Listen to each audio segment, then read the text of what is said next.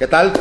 Buenas noches, tengan todos ustedes de nuevo aquí con su taller de historia de cada lunes, que se ha vuelto ya una tradición, ¿okay?, en el Yucatán Country Club, que nos da esta oportunidad de conocer una verdadera historia, la verdadera historia de México. Es muy importante, sobre todo para los momentos que estamos viviendo, tanto de salud como políticos, como jurídicos, como sociales, entender nuestro pasado. Alguna vez lo he dicho y creo que nunca es demasiado decirlo otra vez. Hay que entender nuestro pasado, pero conocer nuestro pasado, entender nuestro futuro, nuestro presente y transformar nuestro futuro. Conocer, entender, transformar. Porque si no, pasan cosas desagradables. Y si nos vamos más atrás aún, a las palabras del gran orador Cicerón, el orador romano del siglo I antes de Cristo, pues la historia es la maestra de la vida y la vida de los tiempos. Y quien no conoce su historia está condenado a repetir sus mismos errores. Y sinceramente en México hay una falta de conocimiento histórico verdadero, porque lo que nos enseñan por lo general, y ese es un problema grande, son los mitos históricos, mitos que no nos conducen realmente a nada. Entonces así, pues es como si estuviéramos viendo una película de superhéroes. Yo creo que voy al cine a ver Avengers, a ver Spider-Man o una de esas cosas, porque no nos enseñan lo que nos deberían enseñar. Por eso les felicito a nuestro club, al Yucatán Country, por esta oportunidad que nos da, y que pues aprovechemos que estamos pues muchos encerrados o semi-encerrados. La pandemia aún sigue, no ha parado, y como todos ustedes saben, okay, hay mucho contagio, que ya es un catarro, pero mientras son peras y son manzanas, lo principal es cuidarse. Y vamos a continuar hoy con el tema de la revolución, la contrarrevolución, ¿okay? Y vamos a ver hoy, más que nada, el gobierno de Victoriano Huerta, llamado también por muchos el Chacal. Y vamos a ver qué pasó. Bien, bueno, la semana pasada vimos cómo fue el asesinato de don Panchito Madero y don Chema Pino. Viles asesinatos, totalmente execrables, no tienen justificación ni moral ni política, y evidentemente cuando amanece se da la versión oficial, clásico. Por eso es que ha habido una tradición de que la gente por lo general no cree lo que dice el gobierno. Si es verdad no lo creen, y si es mentira tampoco lo creen. Entonces es un problema. ¿Por qué? Porque el gobierno dio su versión, que fue la versión oficial. Según el gobierno, en el comunicado que sacó en la prensa, y ese fue Victoriano Huerta, que ya era presidente, acuérdense, que se llevaba a los detenidos a Lecumberri para esperar a que llegara el tren tempranito el día siguiente y ser trasladados a Veracruz, pero en el camino, y aquí viene lo absurdo, que a veces lo seguimos oyendo en otros temas, pero seguimos viendo que es absurdo muchas cosas, son absurdas muchas cosas, que en el camino los prisioneros sacaron sus pistolas, se armó la balacera y murieron en la balacera. Esa fue la versión. Y los ¿de dónde le sacaron la pistola y por qué solo murieron ellos dos y nadie del otro? Bueno, porque nadie cuestionó al gobierno. Tengan en cuenta que estamos hablando de hace más de 100 años. Había una ignorancia, hoy la hay, menos, pero la hay. En aquella época había, eso lo decían, y correcto. Fue algo muy triste, porque los cadáveres fueron entregados a sus familias, ¿ok? Se lo entregaron a doña Sarita Pérez, que antes de que mataran a Madero, y se rumoraba que los iban a trasladar, Sarita se presentó, se logró entrar a la casa, ni siquiera a la embajada, a la casa, cuando estaba hablando de la embajada, de Henry Lay Wilson, Y Rafael Márquez Sterling nos narra, porque él es el que pide la cita. Cuando se empieza a oír que los iban a trasladar y no era el pacto ese. Y nos narra la entrevista que tuvo doña Sara con el embajador unas horas antes de la muerte de su marido.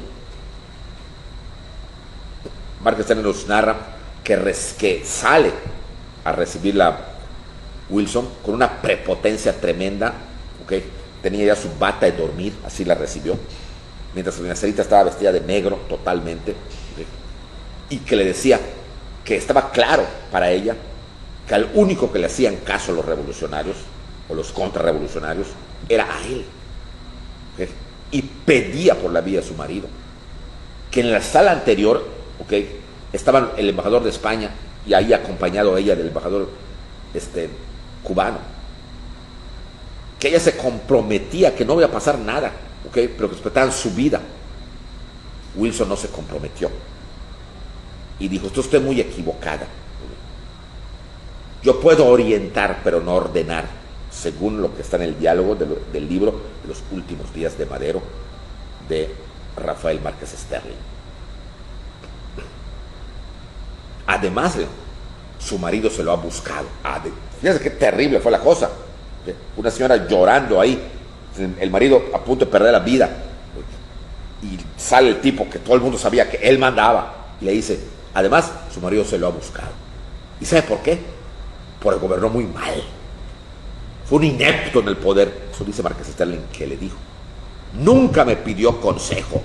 Nunca me Nunca me preguntó qué era lo importante. Así que, además de que no puedo hacer nada, lo que le pase a su marido es culpa de su marido. Ella se pone a llorar y Rafael Márquez Sterling, al ver que esto era imposible, vámonos. Se fue. De hecho, para una información muy importante, después del entierro de Madero, ¿okay?, cuando les entregaron el cuerpo y enterraron el cadáver, me parece que fue en el Panteón Español, doña Sarita, aconsejada por Rafael Márquez Sterling, le dice: señora, aquí no le conviene quedarse. En primer lugar, porque usted es enemiga del régimen. En segundo lugar, porque si fueron capaces de hacer lo que hicieron su marido, son capaces de hacer lo mismo con usted. Aquí no la detiene nadie. El asilo político que le ofreció su marido se lo ofrezco a usted. Váyase a La Habana. Allá va a ser usted bien recibida. O sea, le vamos a dar un asilo, le vamos a dar una casa, pero no se quede en México. Además, los recuerdos van a ser muy duros acá, al menos mientras pasa toda esta ola espantosa. Y Sarita, muy triste, efectivamente abandona México un buen tiempo y se va a refugiar a Cuba. Luego va a volver, obviamente, ya muchos años después. Ella va a morir en México, si no me equivoco, en el año de 1952 o 53, como 40 años después de la muerte de su marido. Ya era una viejita. Bueno, pero obviamente así terminó Madero, enterrado como cualquier hijo vecino en ese panteón que creo que fue el Español. Ya no está ahí, porque obviamente en los años 70, cuando se cumplieron aniversarios de la revolución, desde 1960 hasta 1970, se empezaron a hacer homenajes, así como se hizo del bicentenario de la independencia y de la revolución y lo demás allá. Y el presidente Díaz Ordaz va a determinar que el monumento a la revolución, que era un monumento que había quedado inconcluso de la época del Porfiriato, cuyo fin de ese monumento no era ser un monumento, era ser la Cámara de Diputados. Esa era la cuestión, así era el plano de don Porfirio, y se hizo esa primera etapa, y ahí quedó el esqueleto. Abelardo Rodríguez en 1930 y tantos lo hizo como está ahorita y le llamó Monumento a la Revolución, presidente Abelardo Rodríguez, en 1934 más o menos. Y ahí quedó un monumento que tenía así una forma tipo medio griega, que es el que vemos ahorita, y Monumento a la Revolución. Y ahí se quedó, era un monumento, como una estatua a la Revolución. Muchos años después, ya en la década de los 60, entonces, para conmemorar el aniversario, creo que 40 o 50, 10, 20, 30, 40, 50, 60 de la revolución, entonces Díaz Ordaz, por un decreto, convierte el monumento, hace pide que se hagan adaptaciones para convertir una especie de tumbas y poner a los principales revolucionarios ahí. Y al primero que van a poner ahí va a ser Madero. Y es entonces cuando, con todos los honores que no había tenido, se exhuman los restos de Madero y son llevados, hay fotos de eso, al monumento a la revolución, donde hoy están los restos de Madero. Ahí varios se convirtió en, durante ese tiempo se fueron mandando ahí a los revolucionarios. El último que metieron ahí fue al general Lázaro Cárdenas. Me parece que están, si no me equivoco, pero cuando vayan a México pueden visitarlo. Antes de la pandemia había un pequeño museo abajo, muy bonito, de la revolución. Un elevador interno que te subía hasta lo más alto, donde puedes ver, es como un mirador, ves a la Ciudad de México, lo ves preciosa, y hay unas cafeterías allá, hasta romántico está. Luego tienes que bajar por las escalinatas, eso sí, no sé, el elevador no te baja, te sube, no te baja. Y lo último, si están abiertos, porque no siempre se abren, pues puedes ver las criptas, entrar a las criptas de los personajes de la revolución. Si no me equivoco, están allá Madero, no recuerdo si Pino Suárez también está, creo que sí, pero está Madero, está Carranza, está Emiliano Zapata, está Francisco Villa, con excepción de su cabeza, está Plutarco Elías Calles y está Lázaro Cárdenas. Son los 6 que están. Estoy casi seguro que son los 6. No está Adolfo de la Huerta, no está Álvaro Obregón, son los que están, si no me equivoco. Entonces es un paseo bonito, y a veces cuando es domingo hay artistas eventos en la explanada del Monumento de la Revolución, que antes no había. Entonces, antes era meramente el monumento, ahorita ya se puede visitar, como les digo, la parte baja es un museo, ¿okay? Y la parte alta es el mirador. Ahí puedes subir, si te da buen tiempo, te quedas hasta en el balcón, estás tomando tu capuchino allá, está muy interesante el monumento. Lo han hecho de una manera más turística, sobre todo para el turismo nacional que conoce su historia, ¿no? Bien, entonces ahí está Madero hoy en día, pero durante muchos años estuvo en el panteón. Bien, con esto parecía estar eliminado Madero, pero no, porque las protestas vinieron, ¿okay? Especialmente de los maderistas que habían logrado ocupar algunos cargos, muy pocos porque nunca les dieron chance, cargos. Y obviamente criticaron lo que había pasado. A Madero no, eso no es cierto, decía.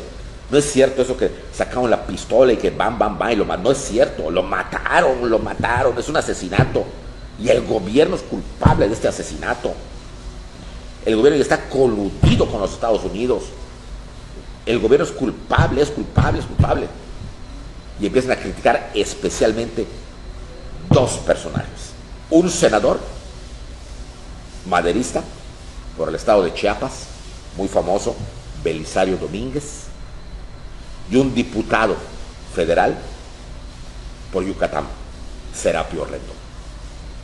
Eran los que más se paraban en la tribuna y decían, okay, que responda el presidente, okay, que dé la cara, porque a Madero no fue una balacera, lo asesinaron. El famoso Belisario hizo el famoso yo acuso a los Estados Unidos, acuso a Wilson, acuso a Victoriano Huerta, acuso a Blanquet, acuso al ejército. Pero algo como hemos estado viendo que en lo poco que va de este año ha ocurrido en algunos lugares, sobre todo con periodistas. ¿Así? Vamos a eliminarlos. Y el régimen de Victoriano Huerta va a eliminar a muchas personas, pero los personajes más impactantes que eliminó en el año que gobernó él gobernó un año, de 1913 a 1914. Va a ser a Serapio Rendón, que lo van a asesinar, y una vez asesinado van a tirar su cadáver hacia un monte, y ahí lo van a recuperar un poquito de tierra. De hecho, el régimen no le va a llamar asesinato, le va a llamar que desapareció, y algo por el estilo, pero quizá más cruelmente, por el famoso yo acuso, a Belisario Domínguez, en donde ahí se le achaca directamente la muerte de Belisario Domínguez al secretario de Gobernación, el doctor Aureliano Urrutia, el hombre fuerte del gobierno de Victoriano Huerta, el que tenía el famoso sanatorio en Coyoacán, un hospital gigante, ya no existe, o sea, gigante, es una cúpula inmensa, muy famoso en Coyoacán, el famoso doctor Aureliano Urrutia, que era un hombre muy culto, muy preparado, vivió 102 años, murió hace como 20 años en Texas, pero a él cuentan que a Belisario lo secuestraron, clásico, en la noche, y lo llevaron al sanatorio del doctor Aureliano Urrutia. Eso cuenta la historia legendaria, porque no está probado esto, ni se va a poder probar nunca, que lo llevan al sanatorio del doctor Aureliano Urrutia, y que ahí en el sanatorio lo meten en un quirófano obligado, le ponen a fuerza anestesia, y llega el doctor Aureliano Urrutia y dice: vamos a hacerle la cirugía. ¿Okay? ¿Pero de qué? Le dicen sus enfermeros. ¿De qué, doctor? Es que tiene malo, lo que más malo tiene es esto, ¿qué? La lengua. Vamos a cortársela. Y según la tradición, que no está probada, ¿okay?, el secretario de Gobernación, Aureliano Urrutia, él en persona le corta la lengua a Belisario Domínguez.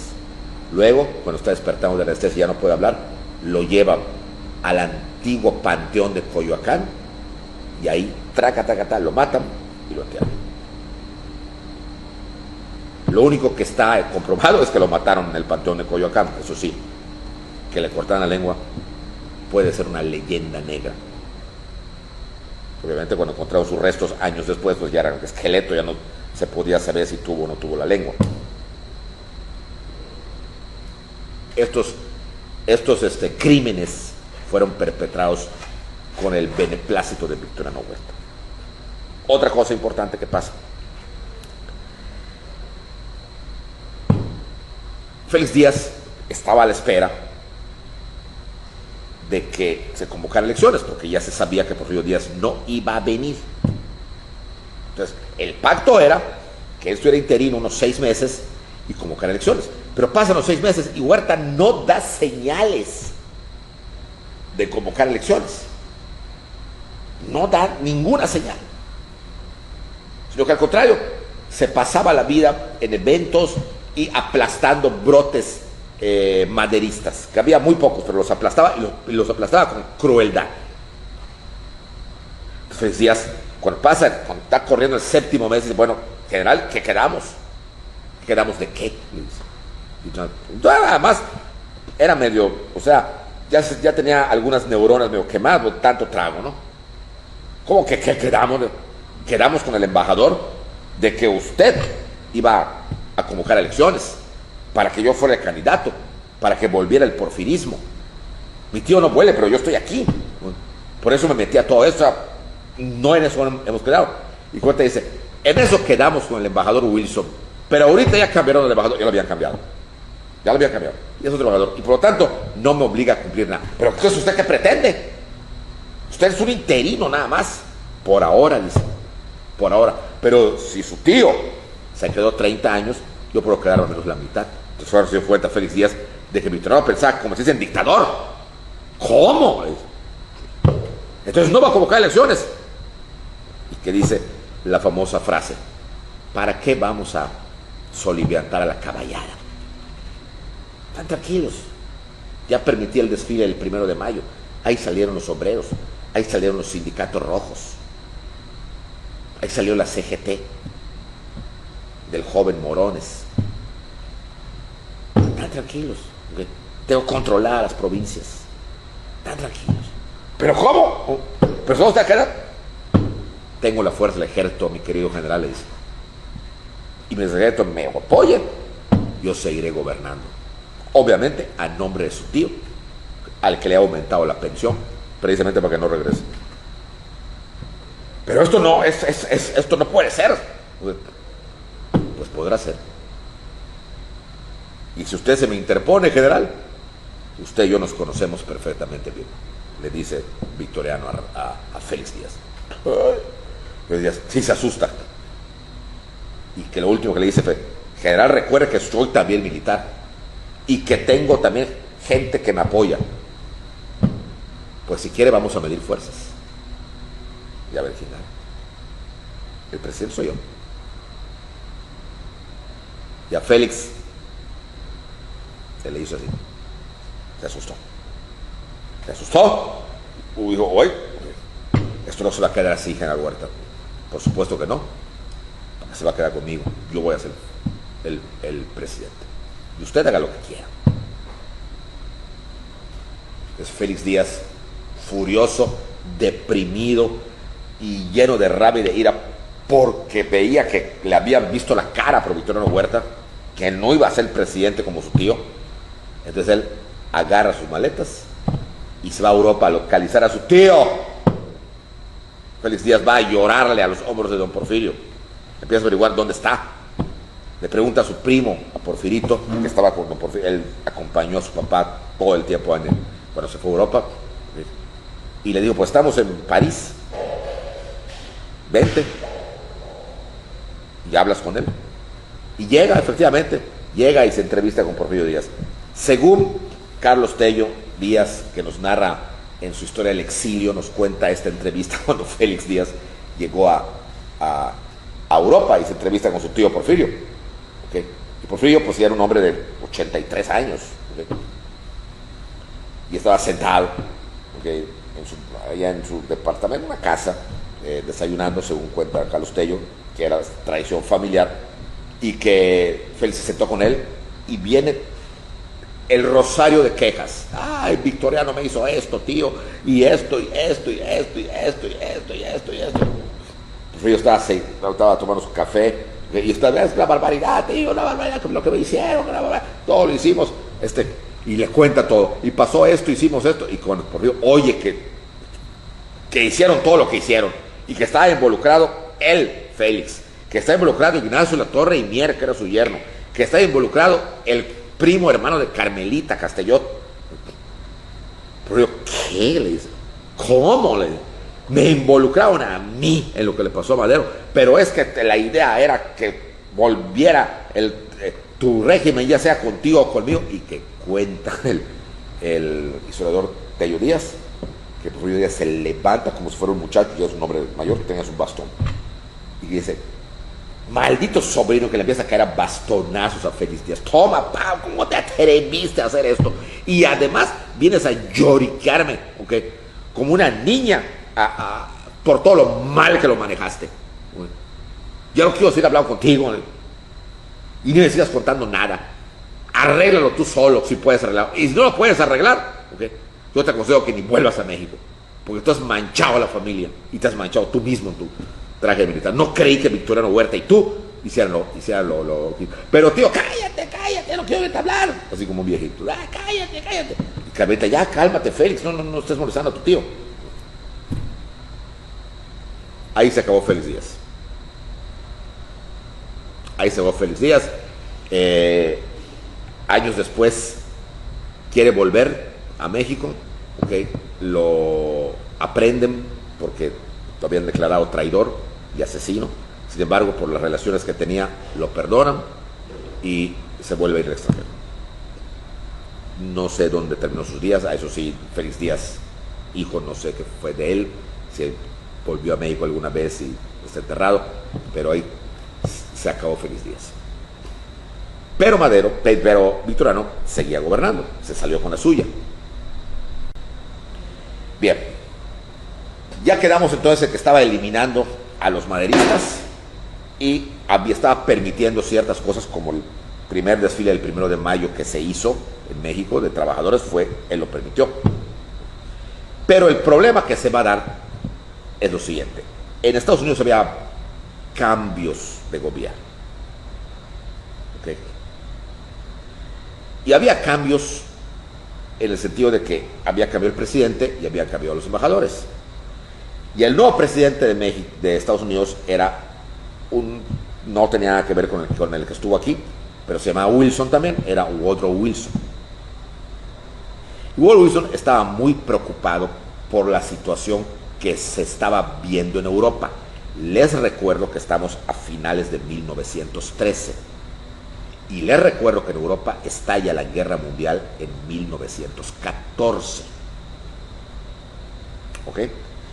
Y Estados Unidos estaba muy pendiente de lo que ahí pasaba, sobre todo porque Estados Unidos, en lo que veían venir, ellos querían también entrar, porque ya no se conformaban con el dominio continental, sino también querían algo del otro continente. Y entonces, para esto necesitaban la concesión total y completa del petróleo que querían los norteamericanos, y que Madero se sesgó en no darles. Y entonces hay varias reuniones de los representantes de las compañías petroleras americanas y también inglesas, porque también les interesaba, con Victoriano Huerta y con su gabinete. Y el gabinete de los Victorianos estaba bastante bueno, gente muy importante colaboró con él. Muchos se extrañan de cómo es que colaboraron, inclusive embajadores como Amado Nervo y todo, estaban con Victoriano Huerta. Bueno, ¿cuál era el chiste? Lo que pretendían era que se volviera a la época antes de 1908, donde Estados Unidos tenía casi el monopolio de la explotación petrolera. Eso querían. Y venían las pláticas con Huerta con todo y su borrachera, y con todo lo negativo que tenía el tipo, se daba cuenta que si entregaba todo el petróleo a Estados Unidos, iban a quedar totalmente a merced de los Estados Unidos. Y entonces también se estaba sesgando. Tal vez hubiera aceptado, porque se estaban manejando cantidades muy grandes y Huerta era de los individuos vulgares que se iba a vender.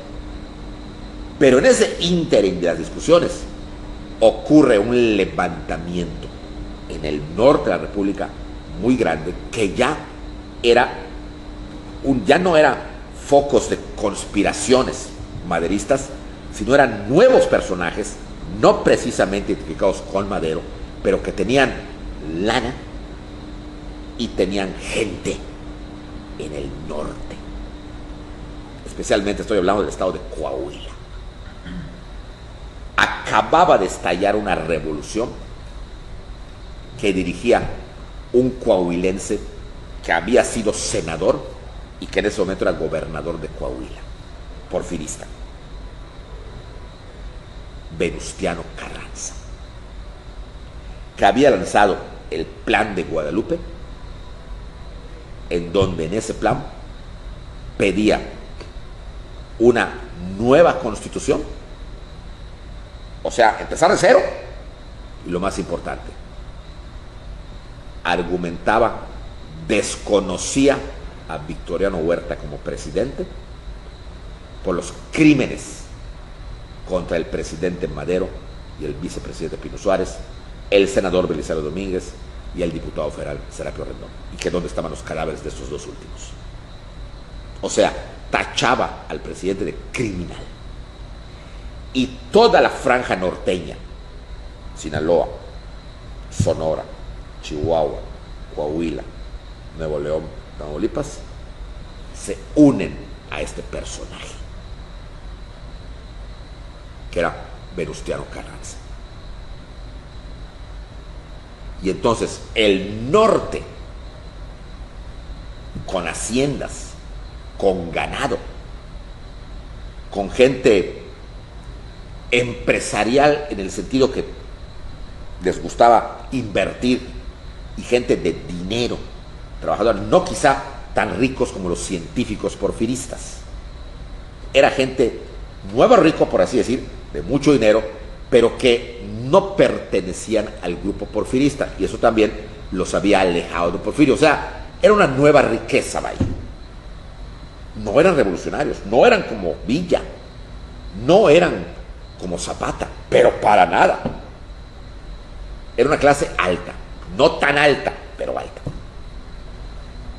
que entraba al ruedo, se bajaba de las gradas de sol o de sombra de una plaza de toros a torearlo, que no se había bajado. Porque ninguno de los que van a apoyar a Carranza habían estado con Madero. Ninguno. Ni siquiera Carranza. Recuerden que Carranza, que conocía a Madero porque era coahuilense como él, estuvo con él en Ciudad Juárez, y cuando vio que Madero no asumía el rol revolucionario, les digo, ¿sabes qué? Yo aquí terminé, señor Madero. Muy amigos como siempre, coahuilenses como siempre, pero yo me voy porque revolución que pacta con el enemigo vencido, revolución que muere y pierde al final. Goodbye. Y se va. O sea que no participó ninguno de estos empresarios. ¿Y quiénes eran estos coahuilenses? Algunos de ellos muy famosos porque van a ocupar lugares importantes en la nueva etapa revolucionaria. ¿Quiénes eran? Todos ellos tenían lana. Unos más, otros menos, pero todos tenían. Carranza, por ejemplo, toda su vida había sido senador porfirista. Su familia era política. Se sabe que su padre, don Jesús Carranza, recibió un día, una noche, a la comitiva de Benito Juárez, que venía en su carruaje negro junto con sus secretarios, Sebastián Lerdo Tejada, José María Iglesias, Guillermo Prieto, huyendo de los franceses hacia el norte. Y que ahí los recibió, les dio alojo, les dio comida, y luego Juárez siguió su camino hacia el norte. No lo podemos asegurar. Sí sabemos que estuvo en casa de don Jesús Carranza. Y por la fecha y por la edad que tenía don Venustiano, debió haber tenido Venustiano en ese momento que Juárez llegó por allá, alrededor de 10 años. Por lo tanto, es válido pensar que Carranza conoció a Juárez. Pero como niño, lo vio como niño. Es probable que después, cuando se fueron, se despidieran de la familia, les presentara a sus hijitos, Jesús el mayor de 12 y Carranza como de 10, y entonces Juárez lo vio y hasta les acarició el pelo, porque los dos, todos ellos padecían de la vista, eran miopes, tenían unos lentitos así, fondo de botella. Los acarició la cabecita de vez Juárez, y eso impactó al niño venustianito cuando quizá el papá le dijo, es el presidente, don Benito Juárez, lucharon por la patria, porque Carranza se sentía Juárez. Conforme fue creciendo, él se sentía Juárez y trataba de imitar a Juárez. No se parecía nada, físicamente era totalmente, pero para nada, para empezar con la barba.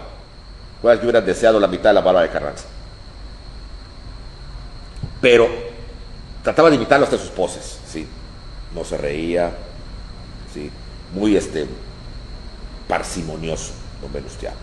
Y cuando llegó al poder, eso lo vamos a ver en su momento, va a crear sus leyes de reforma también, y también en Veracruz. Sabía la vida de Juárez de Papa y era un gran estudioso de la historia de México. Su padre, luego, pasados unos años, se vuelve porfirista, hacendado, Cuatro Ciénegas, que era de donde eran ellos, allá en Coahuila, se vuelven dueños de muchos lugares y les va bien, ¿okay? Los hijos incursionan en la política, es alcalde de Cuatro Ciénegas, estoy hablando de Venustiano, luego diputado, luego senador, etc. Pero no logra durante el porfiriato llegar a ser gobernador. Por eso es que Carranza, aunque no participó en la revolución contra Porfirio, sí se quiso aliar con Madero, porque estaba buscando ser gobernador del estado de Coahuila. No lo logró hasta que Madero llegó a la presidencia y era gobernador en este momento. ¿Okay?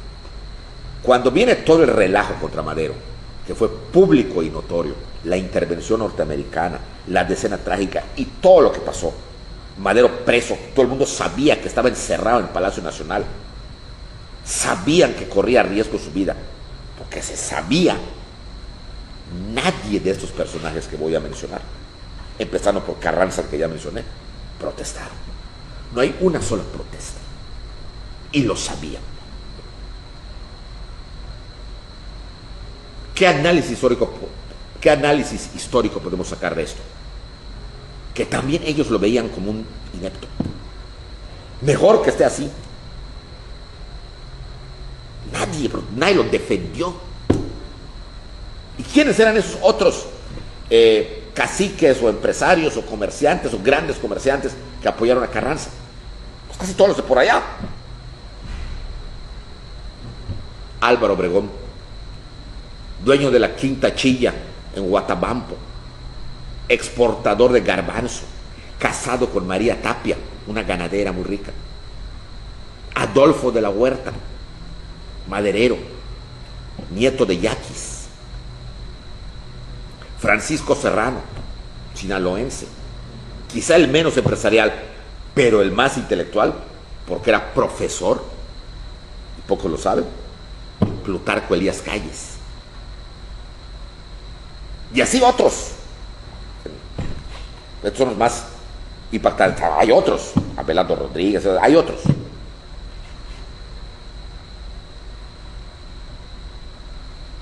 Estos no habían participado para nada en la revolución, ni contra Porfirio, ni a favor de Madero.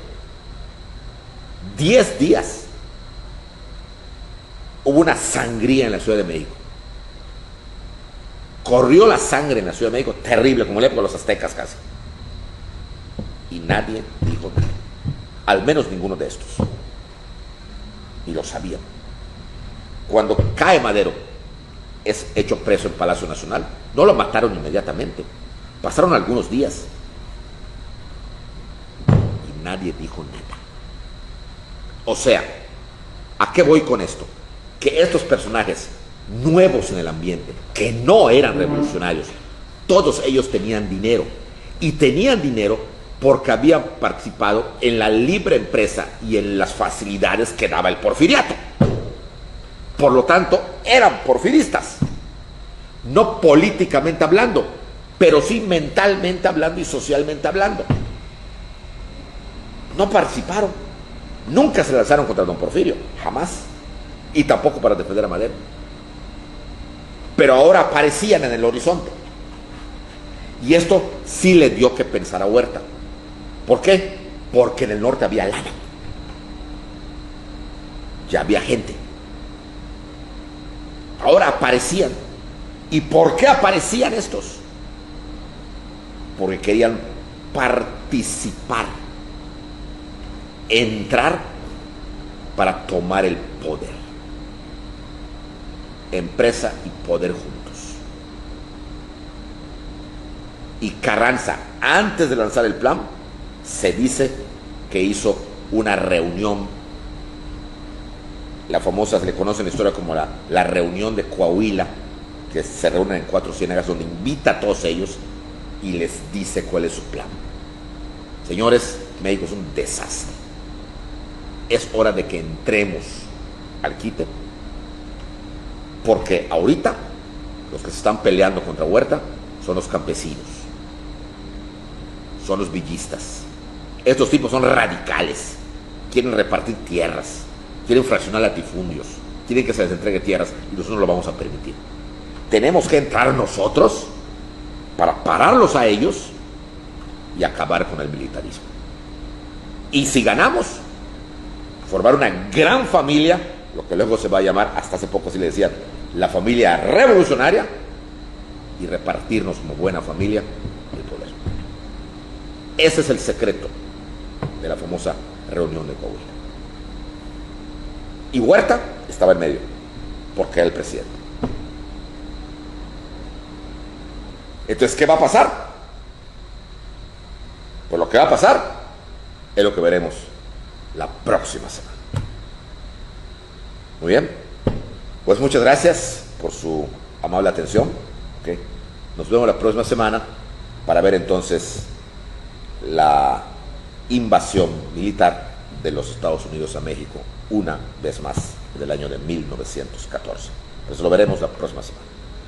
Buenas noches, excelente semana que tengan y cuídense porque todavía esto no pasa, hay que cuidarse. Buenas noches.